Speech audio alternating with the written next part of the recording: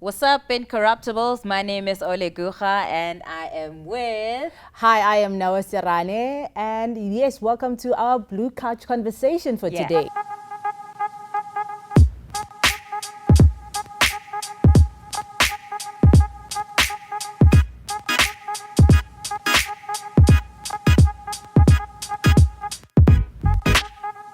Blue Couch Conversations now. You know, something happened this week. I came across something that is very alarming, something that has been trending throughout this week, Nelza, and I saw this article here that says a total of 23,226 teenage pregnancies were recorded by the Gauteng Department of Health between April 2020 and March 2021, and with 934 girls between the ages of 10 to 14. Which is quite a very alarming number because Right? at that time we can't even perceive them as teenagers as well. We could say they are pre-teens because they are aged from the ages of 10. Now, when we're looking at this article, we are also trying to understand as to what could be the cause of people such at a young age being sexually active. We are looking, is it probably the environment that they're in? Was it consequences of probably being in the lockdown during the lockdown period where now there are no activities keeping them busy? Was it because of probably no mentorship from people around them? Or some of them might be raped. It's not a case of them consensually having sex, you know? And that is really a cause for concern, and it really breaks my heart. And at the same time, I empathize with the girls. I empathize as well with the parents of those girls, because now it's difficult. Your child is having a child, and you don't even know how to deal with this whole thing. Most definitely. And if we're looking at the consequences as well of them falling pregnant at such a young age, one of the consequences would be early dropping out of school at a young age. You know, research shows that young girls who fall pregnant at a very young age tend to drop out of school because they are now trying to have the mentality to say, look, I have a child now. I need to take care of my child. Who's going to take care of my child if I don't? So they don't go on further to actually get an education because they're thinking of the support. And on my side, speaking from a person who fell pregnant at a young age, I can safely say that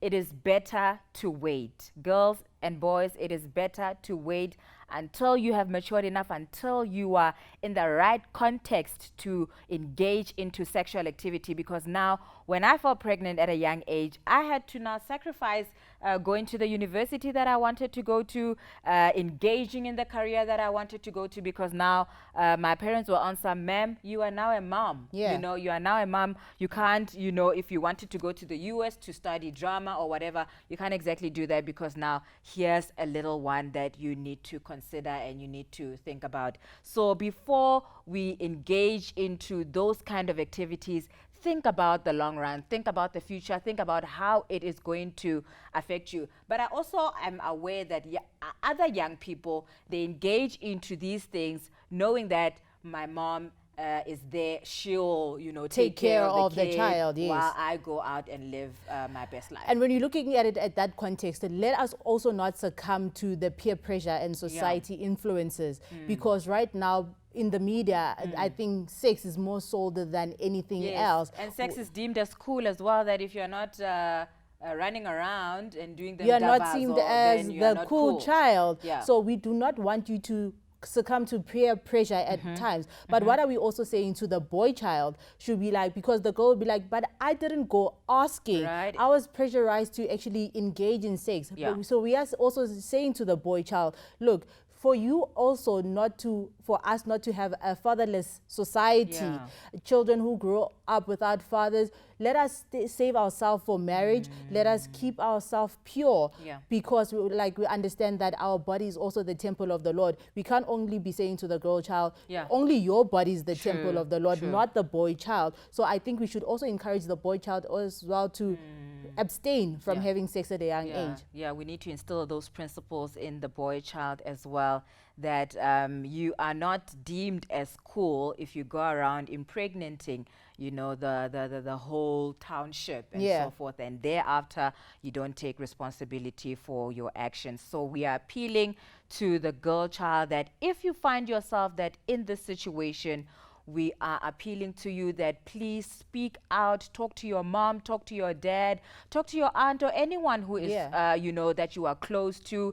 If maybe a boy is also pressurizing you into engaging into these things, speak out, don't keep quiet, and then you engage into this thing, and then when now there's a baby in the picture, it's like you are the only one now who has to take responsibility for the whole thing. Most definitely. Yeah.